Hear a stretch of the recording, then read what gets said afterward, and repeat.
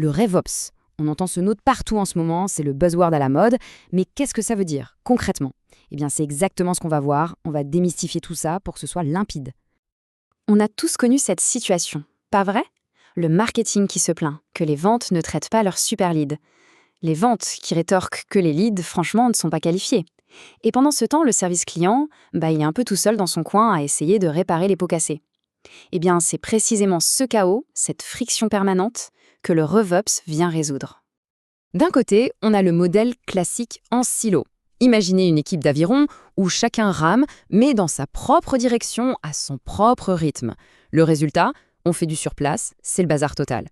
Et de l'autre, l'approche RevOps. Là, c'est la même équipe, mais cette fois, tout le monde est parfaitement synchro. Un seul rythme, une seule direction. L'objectif est commun, créer une expérience client exceptionnelle et bien sûr, faire croître l'entreprise.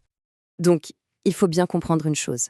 Le RevOps, ce n'est pas juste un nouveau département qu'on rajoute. Non, c'est bien plus que ça. C'est une vraie révolution culturelle, une nouvelle philosophie. L'idée, c'est de casser les murs entre les départements pour que tout le monde travaille enfin ensemble. Et les résultats, ils parlent d'eux-mêmes. Attention, tenez-vous bien. Forrester a mené l'enquête. Les entreprises qui adoptent une approche RevOps voient leurs revenus augmenter 300% plus vite que les autres. Je répète, 300%. C'est juste colossal. Et ça ne s'arrête pas là. Parlons budget marketing. On sait tous que c'est un investissement majeur. Le Boston Consulting Group a constaté que le retour sur cet investissement, le fameux ROI, il peut augmenter de 100 à 200%. En gros, chaque euro investi devient 2, voire 3 fois plus efficace. C'est un changement radical. Et pour achever le modèle en silo, HubSpot a mesuré une amélioration de 53% de la rétention nette des revenus. Qu'est-ce que ça veut dire? Tout simplement que non seulement on garde ses clients, mais en plus, ils dépensent plus et restent plus longtemps. Quand on met ces 3 chiffres bout à bout, on comprend que le RevOps, c'est pas juste une mode, c'est une véritable machine de guerre pour la croissance. Ok, les chiffres sont impressionnants. Mais concrètement, comment ça marche? Comment on met ça en place? Eh bien, la philosophie RevOps repose en fait sur une structure assez simple, bâtie sur 3 piliers fondamentaux. Et ces piliers, ce sont les 3 P, personnes, processus et plateforme. C'est vraiment le trio gagnant. Si on veut réussir son RevOps, il faut maîtriser ces 3 éléments. Et cette citation, elle est essentielle. Elle nous dit que le plus important, ce n'est pas la technologie, ni même les process. Non, le vrai point de départ, c'est les gens. C'est le changement de mentalité. Il faut arrêter de penser mon département, mes objectifs, et commencer à penser notre entreprise, nos clients.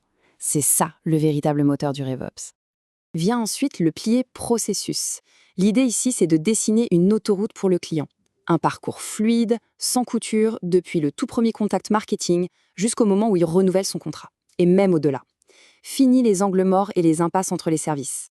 Et enfin, le 3e pilier, la plateforme. C'est un peu le système nerveux de l'entreprise. C'est l'ensemble des technologies qui vont permettre à tous ces beaux mondes de fonctionner ensemble. Au cœur de tout ça, on trouve généralement un CRM, qui devient la source unique de vérité. C'est là que toutes les données convergent, permettant à tout le monde d'avoir la même information au même moment. Bon, la théorie c'est bien, mais la pratique c'est mieux. À quoi ça ressemble le RevOps au jour le jour? On va voir maintenant comment ça se traduit concrètement dans les opérations d'une entreprise. Ce tableau, il résume parfaitement le changement de paradigme. On oublie les vieilles métriques, qui ne regardent que le bout de leur nez.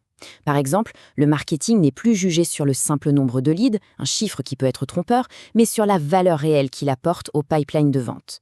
Pour les commerciaux, on ne regarde plus seulement le nombre de contrats signés, mais le coût d'acquisition client, le CAC. Est-ce qu'on est rentable? Et le service client, lui, son rôle devient stratégique. Il ne vise plus un simple score de satisfaction, mais il est directement responsable de la rétention nette des revenus, le fameux NRR. En bref, tout le monde devient co-responsable du revenu global. C'est ça, la révolution.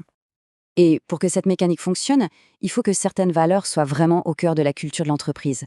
Un alignement total, des décisions qui sont prises sur la base de données, pas au doigt mouillé. Une obsession, une véritable obsession pour le client. Et enfin, une culture de l'amélioration continue et de la transparence. Sans ça, ça ne peut pas marcher. Alors pour conclure, il est important de réaliser que le RevOps, ce n'est pas juste une petite réorganisation interne. C'est une façon de préparer son entreprise pour l'avenir. Un avenir où la croissance passe obligatoirement par l'alignement entre les humains et la technologie. Et d'ailleurs, en parlant d'avenir, la prochaine étape est déjà en train de s'éclairer. Avec l'intelligence artificielle, le RevOps va passer d'une fonction qui réagit à une fonction qui prédit. Imaginez un système capable d'anticiper les risques, de détecter les opportunités avant tout le monde, on n'en est plus très loin. C'est ça, le moteur de revenu prédictif. Et si on devait retenir une seule chose de tout ça, ce serait cette phrase. Le RevOps n'est pas un projet que l'on termine, c'est une façon de penser que l'on adopte. Ce n'est pas une destination, c'est un voyage permanent.